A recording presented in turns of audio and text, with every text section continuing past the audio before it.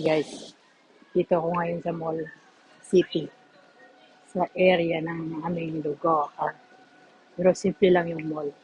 Tingin-tingin lang kasi ayaw kong gumastos. Pasyal-pasyal lang para naman hindi mo na bored sa bahay. Kasi kung naka-stay sa bahay, parang nakakantanda ng itsura, di ba guys? Kaya naisip ko maglakad-lakad kesa naman ano, kasi bukas ay trabaho naman. Yan mo guys, oh, yan, yung mall na yan, mura lang yan. Kasi galing ng China. Kaya yan you guys. Yan o, simple lang siya, yung mall.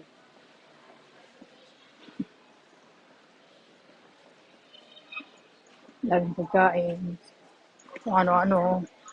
Pero sigurado akong pagkain bibiling ko kasi yun ang importante. Ha? Pero yung mga shopping-shopping ngayon, hindi na ako mahilig. Tingin-tingin na lang. Ganda ng bulaklak guys. Ha?